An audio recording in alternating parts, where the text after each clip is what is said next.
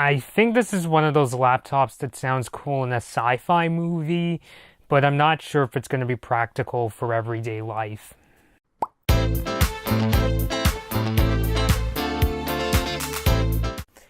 Hey guys, Blood Moon Bobby here, and I apologize that these IFA videos are taking a bit long to come out. Thing is, this past Saturday I actually had to go photograph a cross-country race, and because of that I was out all day, and by the time I got home I took a 3-hour nap the entire afternoon, and I was just totally exhausted that day and I couldn't film. And actually Monday, I should say, would be the day when I would probably start prepping videos.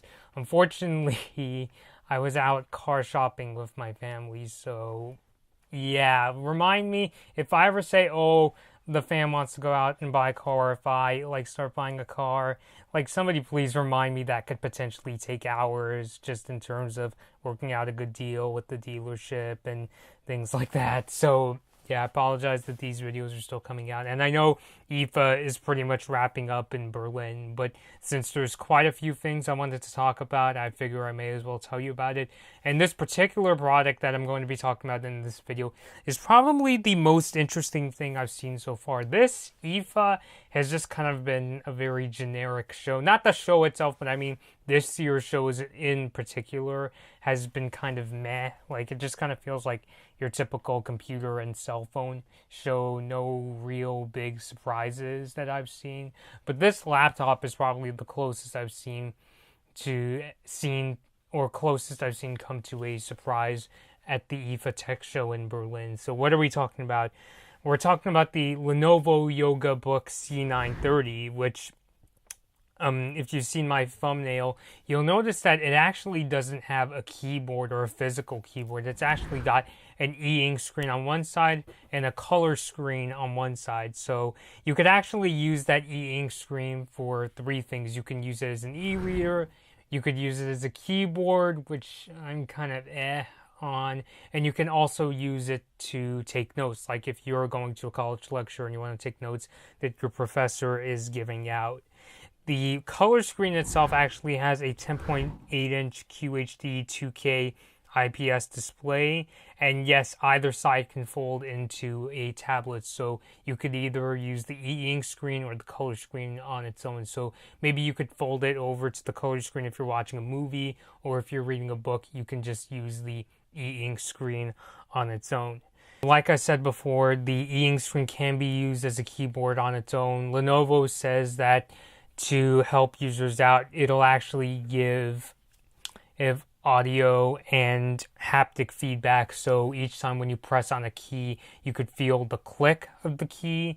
And also, I'm sure if you have the volume turned up, it's kind of like how on a smartphone where, when you type you could hear the clack clack clack clack clack clack clack clack clack clack, that sound, which sounds terrible for my imitation, but you could hear the clicks coming through the speaker. So it's got those couple of things that are supposed to help you out with typing. The laptop weighs 1.7 pounds. It tapers down to just 4 millimeters thin and 9.9 millimeters when it's closed. It runs Windows 10. It's kind of behind on processors. The only processors you can get with this Lenovo are either an Intel Core i5, which I recommend, or an Intel Core M, which Wired magazine didn't say if these are one of the first Intel Core M's that came out, or if it's the M3, M5, or M7 processors. But generally, if you have the money to do so, I wouldn't go with an Intel Core M, only because I know they're impressive in that they're such low power processors that you don't even need a fan with them, but I still think you would need that processing power if you're going to take on some really hardcore stuff like editing, like photo or video editing. And since you have the i5 option, I think it would be smarter anyway to go with that, especially since Intel Core M laptops on their own are expensive to begin with. The computer has 4 gigabytes of RAM, 256 gigabytes of SSD storage, 2 USB-C ports, so if you've got like your smartphone or thumb drive, you're probably going to need to get an adapter. If you got an external hard drive, you're probably going to need a cable that goes from micro USB to USB-C. The laptop will come out in October and be priced at $1,000. So I think this Lenovo is really a sort of niche product. And I don't mean that in a bad way. In fact, I think this laptop, even then, I think it can please particularly people who enjoy reading or do a lot of document reading, like if they're college students and so forth.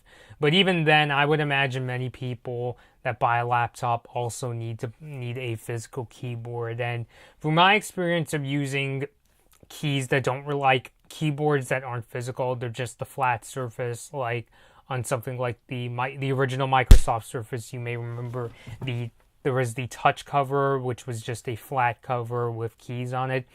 I remember it was just really awkward to use because you couldn't really detect travel between the keys because you were just typing on a flat surface, because when you type on a physical keyboard like the one on my MacBook Pro, your fingers can feel when you go from one key to the next. On a flat cover or a flat keyboard, or even a screen like this, you can't feel that, even if you have haptic feedback. Because when you're pressing on keys with haptic feedback, you just feel the click, but you can't feel the travel between the keys. So I'm not really sure, since manufacturers like Lenovo keep making laptops like these, maybe there is some people out there that are used to it, but I imagine since Microsoft just sticks to making type covers nowadays on their Surface tablets, I imagine most people would prefer being able to type. And funny enough, when I was researching this laptop, it really reminded me of the Samsung Zeal, which you guys might remember. It was a flip phone that had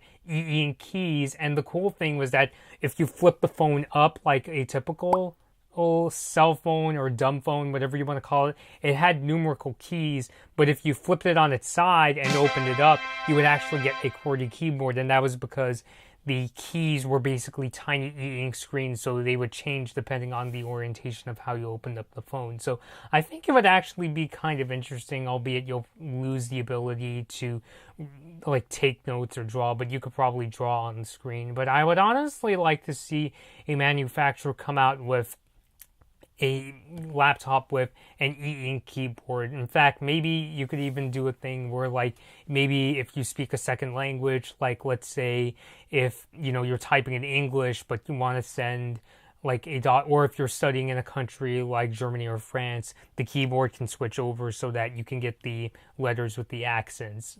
So I think that would honestly be pretty cool. As is this Lenovo Yoga C930. I'm not really sure if it's really going to appeal to that many people. Like, even people who are going to be like, oh, I'd like to use the e-ink screen to read my books, are probably going to moan the inability to have a keyboard. Because, whether you're a casual or a, hardcore computer user, I know lots of people, especially when it comes to laptops and computers, would like to have that physical keyboard. And it doesn't really matter where you come from. I know, because people like to have that, peace of mind of being able to move their fingers through the keys, having that kind of travel, and knowing that when you type your next letter, you know for sure that you're typing. Like, you get what I mean.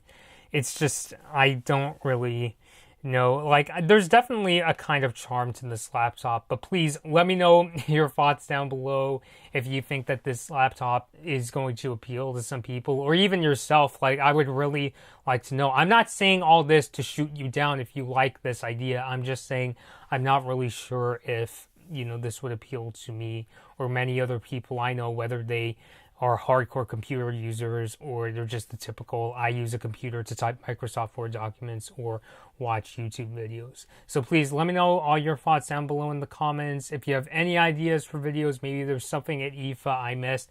I'm going to be having more videos on products that were shown off at the IFA Tech Show. Please, let me know ideas for videos either in the comments, or you can also email me. My email address is in the description. So thank you guys for watching, and I will see you all later.